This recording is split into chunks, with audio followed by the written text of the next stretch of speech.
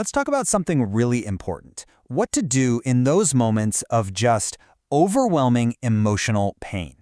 You know, when it feels like you're completely lost in the dark and finding a way forward seems impossible. Well, this is about finding that light.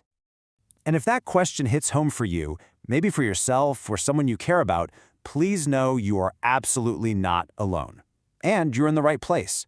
These feelings can feel so isolating, but I promise, understanding and support are so much closer than you think.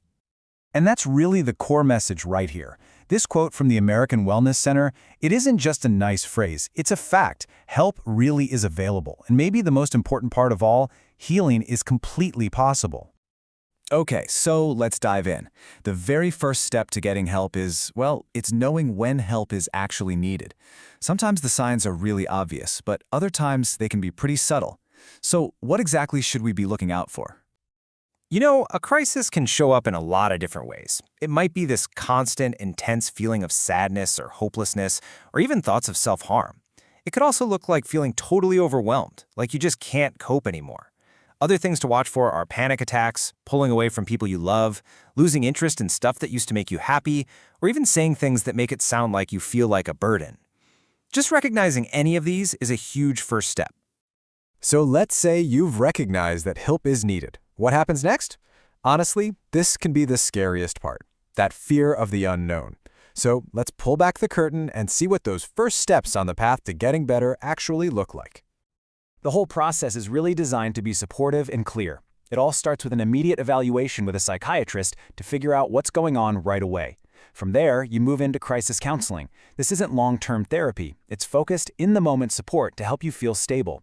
And here's a really crucial part, safety planning. You work together with a professional to create a plan to keep you safe. And you'll notice family can be involved too, helping build that support system right around you. It's a clear, step-by-step path designed for immediate relief. Now, it's totally normal to have some worries or questions before making that first call. So let's tackle some of the biggest concerns that people have right up front. And this is a big one. It's probably the #1 fear that stops people from reaching out, that worry that you're going to be judged instead of helped. And the answer is a hard no. The entire foundation of good crisis care is creating a safe, judgment-free space. The goal is empathy, total confidentiality, and unconditional support no matter what you're going through, period. Okay, here's another huge one.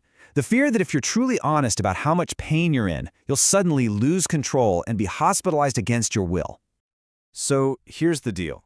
It is not automatic. Not at all. Hospitalization is just a tool for safety, and it's only used when the immediate risk is really high. And the key word here is collaborative. It's a conversation. You are part of the decision-making process for your own care. What about your support system? Do you have to walk in that door all by yourself? Absolutely. In fact, you're encouraged to bring someone you trust. You don't have to do this alone, and having a friend or family member there with you can be a huge comfort. It's all about building that strong safety net around you. And that idea of a safety net is just so important, isn't it? It's not just about a single appointment. It's about creating this compassionate, professional support system that can help you get through the crisis and start on the road to recovery. What's really great here is seeing how all these pieces fit together. You've got discreet, confidential support. The care is compassionate and tailored specifically to you. This is not a one-size-fits-all thing. With a multilingual team, there's a real understanding of Dubai's diverse community. And it's all built on teamwork between psychiatrists, psychologists, and you and your family. So, we've talked about the what and the why.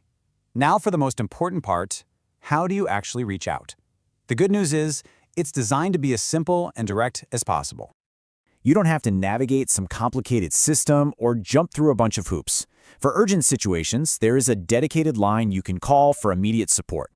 That number is 800-2923. Again, that's 800-AWC or 800-2923. This is the direct line to use for crisis consultations. And listen, this is a really important tip. When you call, make sure you let the team know that you're in a crisis situation. That single phrase ensures you get prioritized for a consultation that same day or the very next day. Your call for help is treated with the urgency it deserves. So we end with this question. It's not about feeling perfect or having it all figured out. It's just about being ready to take one small step. a step toward feeling safe, a step toward being understood, and a step toward knowing that healing really is possible.